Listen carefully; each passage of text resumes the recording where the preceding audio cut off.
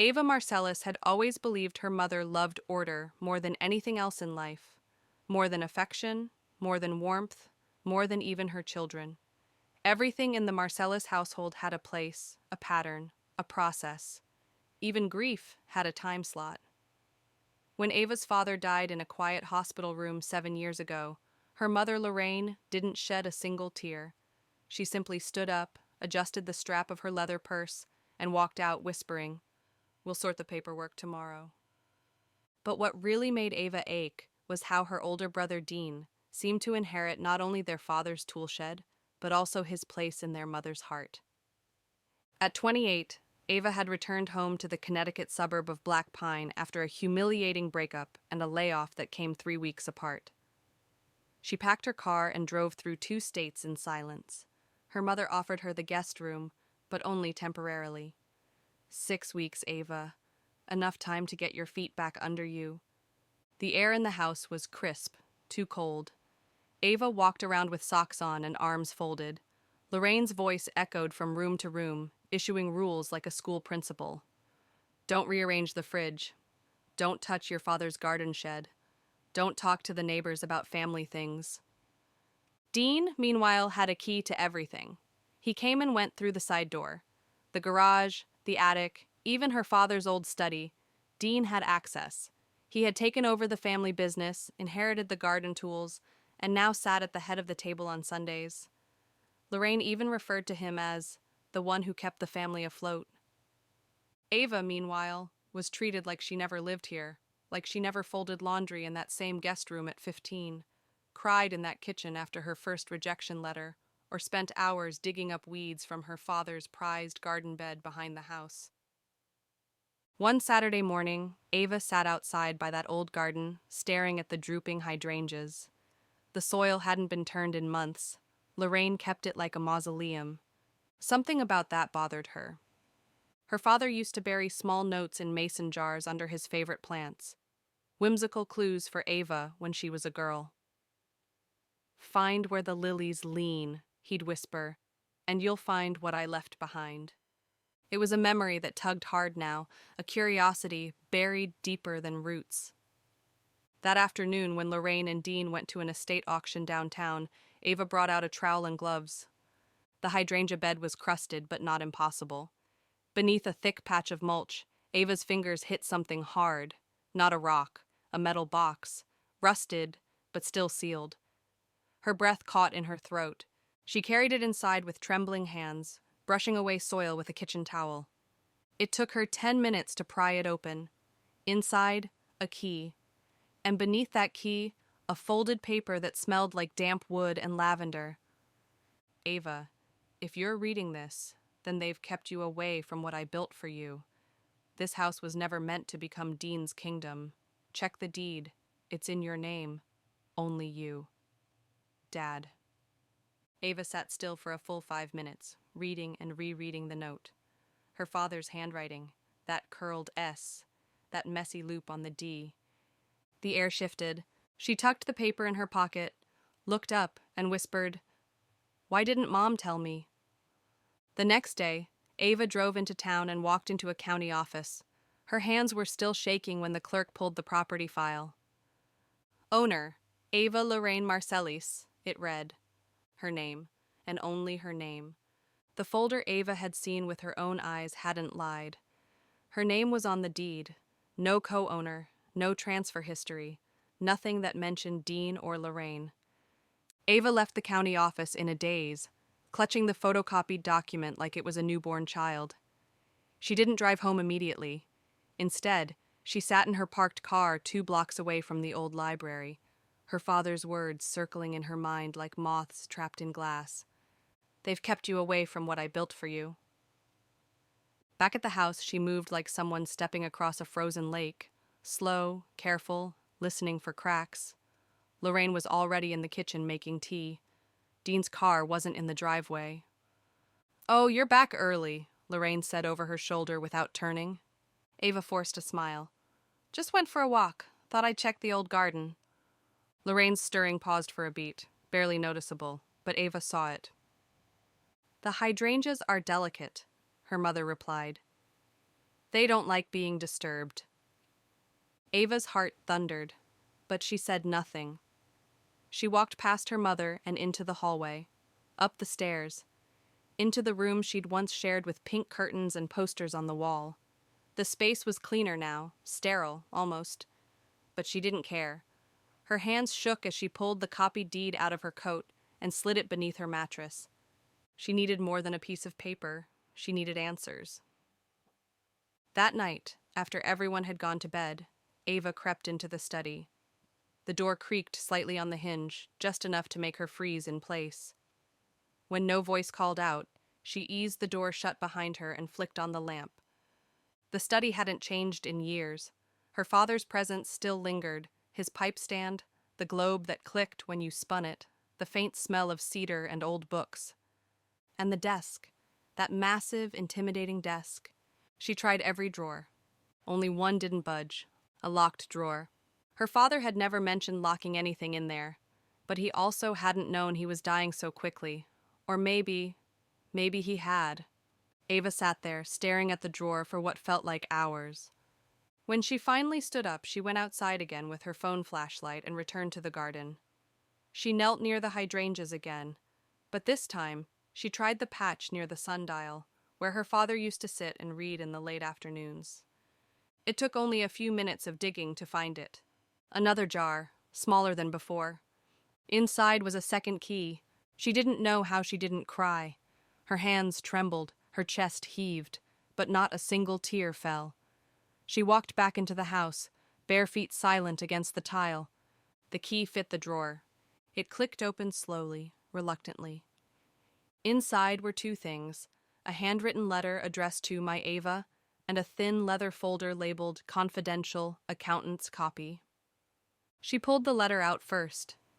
The ink had bled slightly on the corners, but the words were clear. I've watched them twist you into the background, Ava. You were always quiet, always patient. But that doesn't mean you weren't mine. This house was meant to be your foundation. The business, too. But I knew Dean would fight you for it, and your mother. She's not who you think she is. If you're reading this, it means I didn't get to tell you in time. Use the documents. Trust no one who says they love you, but tries to keep you small. The folder underneath was thicker than it looked. Ava opened it and immediately saw rows of numbers, ledgers, balance sheets, and at the back, a summary page showing annual profits from Marcellus Landscaping Co. The business had made nearly $900,000 last year. That couldn't be right. Dean always said they were barely making it. And then she saw it, an account number at the bottom of the sheet. Offshore. Ava's mouth went dry. It wasn't just a hidden inheritance. It was theft. She stared into the dark for a long time, letter in hand, the shadows of her family stretching around her like storm clouds. She knew now. Her father hadn't just left her the house. He'd left her a trail. And she was just beginning to follow it, to be continued. Next part. Ava investigates the hidden account, and Dean makes a move before she can reveal what she knows.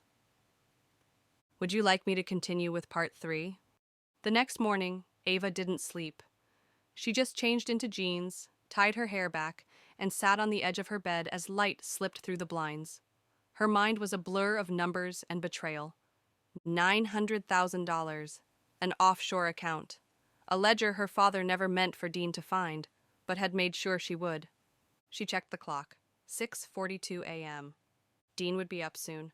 He always made a performative breakfast for their mother when he was staying at the house, a little ritual that painted him as the doting son, while Ava, of course, was the guest. Downstairs, the house was silent. Ava moved quickly. She took the confidential folder, scanned each page with her phone using a PDF scanner app, and uploaded it to a cloud account only she had access to. Then she tucked the original pages back into the drawer. She locked it again. She placed the key inside the hollow base of an old chess trophy in her childhood closet. By 7:10, she heard the clatter of pans in the kitchen. Dean, humming. Always humming when he was up to something. Ava walked in calmly, eyes still puffy from lack of sleep. "Mornin', sis," Dean chirped, flipping a pancake with a little too much flair.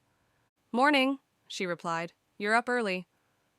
"Big day," Mom wants me to review some documents for the business. She's thinking of restructuring. Ava sat at the table, trying not to react. Restructuring, huh? She asked. Dean shrugged. Yeah, it's time I took on more of the formal side. Ownership, licensing, that kind of thing. Doesn't she already own it? Ava said lightly, stirring a spoon around an empty coffee cup. Dean smirked. Technically, but she's tired, and she trusts me. I've been handling the finances anyway. Ava's stomach clenched. No, you've been bleeding the business dry. I'm sure Dad would be proud, she said with a sweet bitterness he didn't catch. You think? Dean grinned. Sometimes I feel like he's still watching me run things. Ava wanted to scream. Instead, she said, I was thinking of getting involved again. Dean's spatula froze in midair. In the business? Yeah, I studied marketing, remember? I could help with client acquisition, rebranding. I've got ideas. Dean's eyes narrowed. He set the spatula down. That's cute, but I've got it under control. You're sure? Ava tilted her head. Because I checked the registry downtown.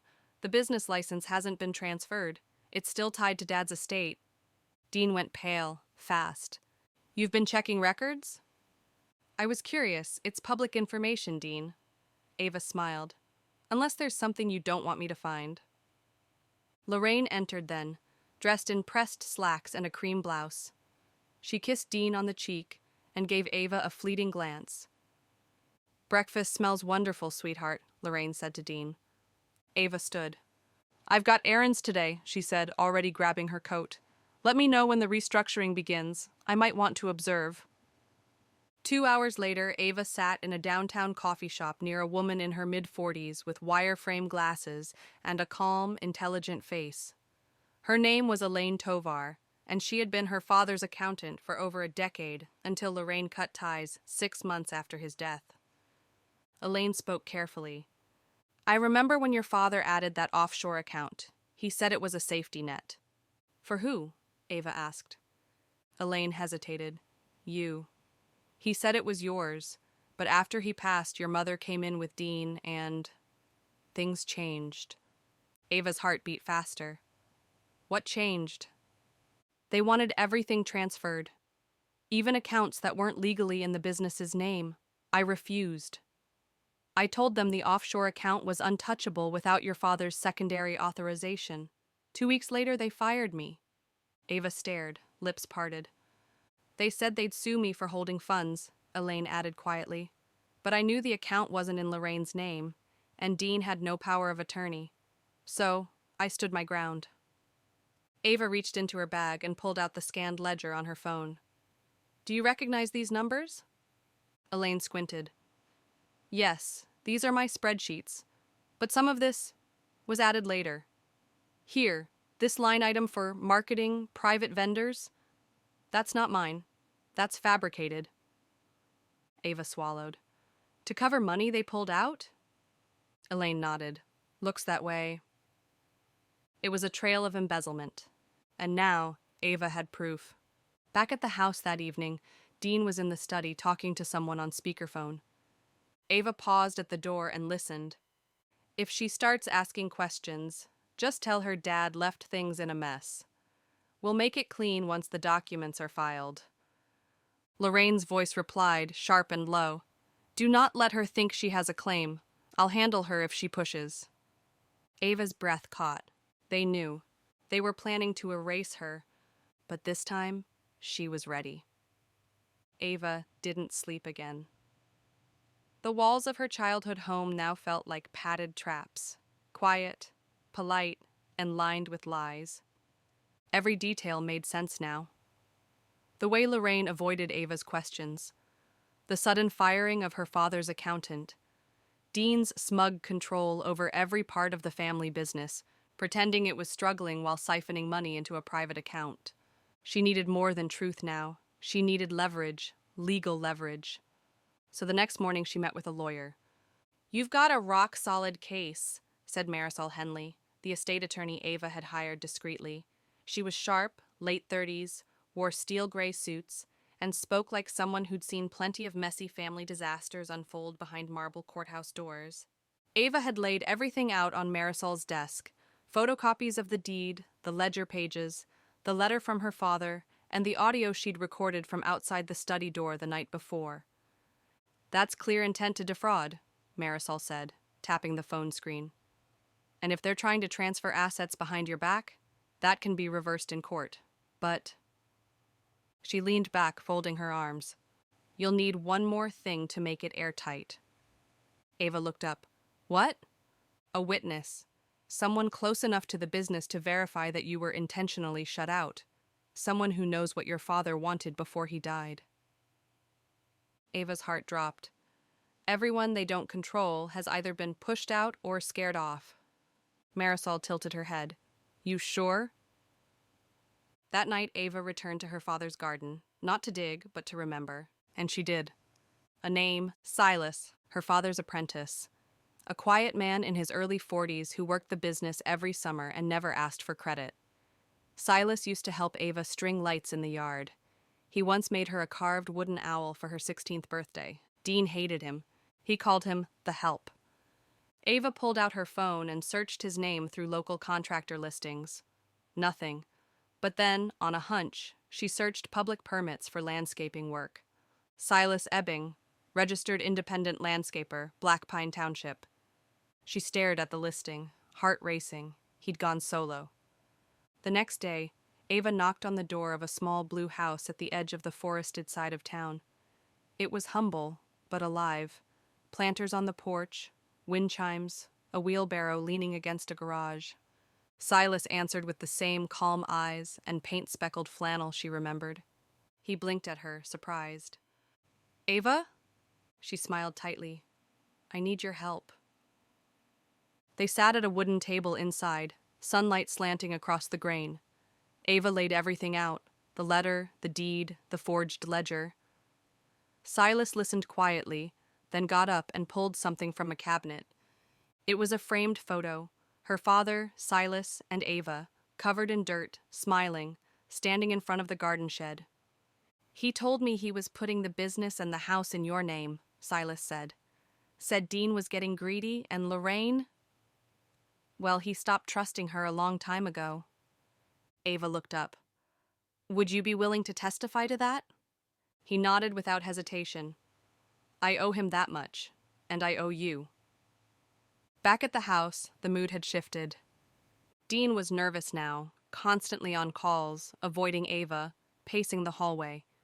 Lorraine had become cold and sharp, cutting conversations short, pretending nothing was wrong. Ava didn't tell them about the lawyer or Silas. She just waited. Until one evening, she walked into the kitchen, found Lorraine alone, and placed a folder on the table. Lorraine looked up, frowning. "What's this?" "Call it a warning shot," Ava said. "You have 72 hours to come clean to the probate court, or I file." Lorraine opened the folder and flipped through the first page. Her face went stone still. Dean walked in behind her, stopping when he saw the file. "What the hell is this?" "Evidence," Ava said calmly.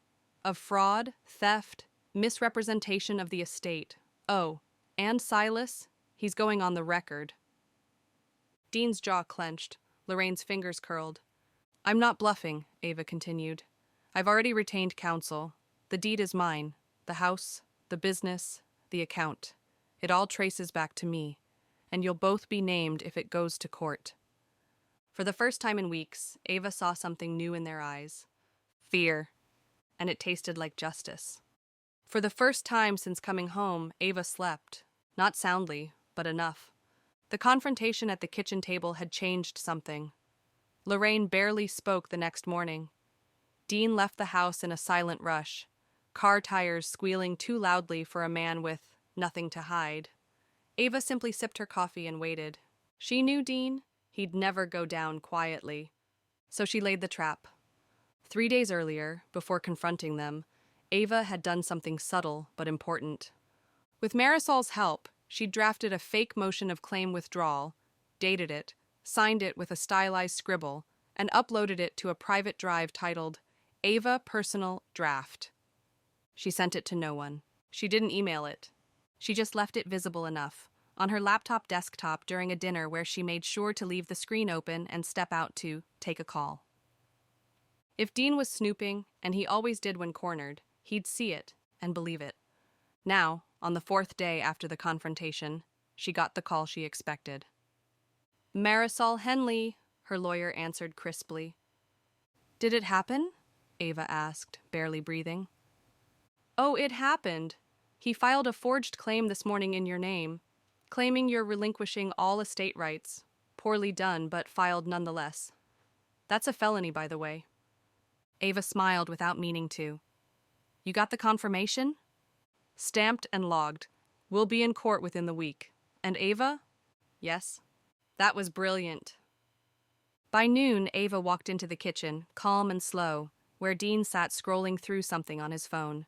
His leg bounced. His jaw worked nervously. I hope you slept well, she said. He looked up, expression half confused, half sneering. Why? You're leaving, aren't you? You made it clear. You don't want to stay. You don't belong here anymore. Ava placed her phone on the table and hit play. A recorded phone call, Marisol reading off the court timestamp of the forged claim. Dean's face drained of color. You idiot, she said. You really thought I'd drop it? He stood up fast, knocking the chair back. You set me up. No, Dean, you exposed yourself. I gave you a chance to step back quietly, to let Mom take a plea, maybe. But you just forged my signature in a federal database. You can't prove I... Actually, Ava interrupted, I can. You used Mom's old tablet to scan the file and email it to the clerk. It was still logged in under her email. Your fingerprint unlocked it, all tracked, all recorded. She leaned closer. You wanted to erase me, and instead, you've given me everything. That afternoon, Lorraine finally cracked. Ava found her in the sunroom, staring out at the garden like it had betrayed her. I never wanted it to come to this, Lorraine said. You never wanted to lose control, Ava corrected. Lorraine turned, bitter. Your father didn't understand business. He was sentimental. That land, the house, the tool shed, he should have sold it all.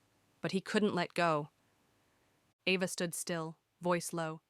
He wanted to leave something real behind, something honest. For me. Lorraine scoffed.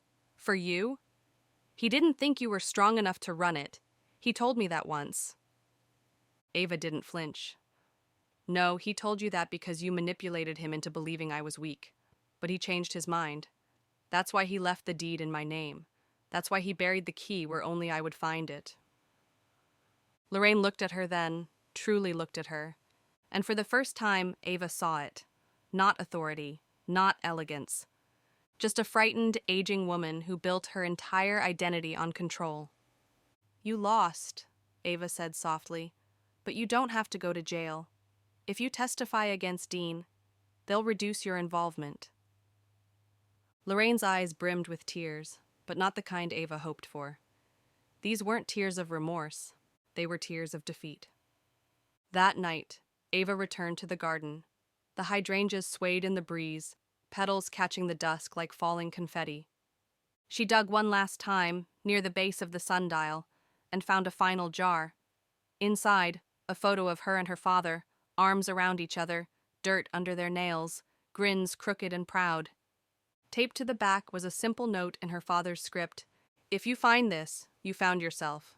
This was always yours. Now go build something bigger. Ava wiped her eyes, knees in the dirt, heart wide open. She wasn't just reclaiming what was stolen. She was becoming the woman her father always knew was buried beneath the silence. The courtroom smelled like dust and polished wood. Sunlight cut through high windows, slanting across worn benches and file folders, casting gold halos around faces twisted in tension. Ava sat at the front beside Marisol, her attorney, hands folded neatly in her lap. Her dark blazer fit like armor, hair back, chin high, no makeup but the raw clarity in her eyes, undaunted, precise, tired, but sharp. Across from her sat Dean, flanked by his legal team, already sweating through his collar. Lorraine was seated one row behind him, stiff, Her lips pressed so tightly they looked bloodless. Her pearl earrings gleamed, but they didn't distract from the crack running down her pride. The judge entered. Everyone rose. This was it. Months of silence, gaslighting, secrets, and manipulation had led here. And Ava was ready. Marisol rose first, presenting the full chain of evidence, the forged motion of claim withdrawal, the scans from Lorraine's tablet, the access logs from the clerk's office. The court recorder barely looked up as each exhibit clicked into place. Then came the paper trail, years of siphoned business income, offshore accounts under aliases, ledger entries marked consulting that were nothing but hollow shells. Silas testified next. I was there when her father told me the business was meant for Ava. He said, and I quote, "She has more patience and integrity than both of them put together." He left it all to her, and they tried to bury it. The courtroom fell into a hush. Dean's lawyer tried to cast doubt. Mr. Ebbing, how well were you compensated? Any chance you have a financial incentive? I wasn't paid a damn dime to be here, Silas said calmly. I came because it's the truth. Dean looked away. Lorraine stared straight ahead like if she blinked, the room might disappear. Then Ava stood. The judge asked, "Would you like to make a statement, Miss Marcellus?" She stepped forward. I'm not here for revenge. I'm here for restoration. My father built something honest. He buried pieces of that truth around our home, hoping I'd one day find them. I did. They tried to make me small, to keep me from what was mine, but I kept digging. Her voice didn't crack. It rose, like a tide reaching its rightful shore. I loved my family. I trusted them, and they used that to take from me. Today, I ask the court not just to return what was stolen, but to see me. She paused. To see that the quiet one can fight back. The ruling came swiftly. Dean was found guilty of fraud, forgery, and financial misconduct. He was sentenced to 18 months with possibility of parole after 10. Restitution was ordered, including funds from the offshore account, which were to be transferred directly to Ava as part of the estate correction. Lorraine's fate was softer. The court granted her a lenient plea deal in exchange for full cooperation. She avoided prison, but forfeited all claims to the business and the house. A name removed, a door closed. When it was over, Ava didn't gloat. She simply walked out of the courthouse and let the fall air fill her lungs like fresh paint on a blank canvas. Weeks later, Ava stood barefoot in the backyard. The old garden had been tilled, replanted. Hydrangeas bloomed brighter. Fresh earth breathed under her feet. The house was hers now, legally, spiritually, emotionally. She reopened her father's business under a new name, Marcellus and Daughter, not to erase the past, but to rewrite it with her own hands. Silas joined her part-time. Ava hired 2 local women who had been overlooked for years by Dean's all-male crew.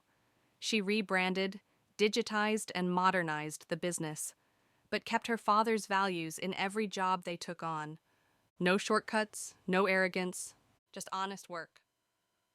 One rainy evening, Ava found herself in the study again.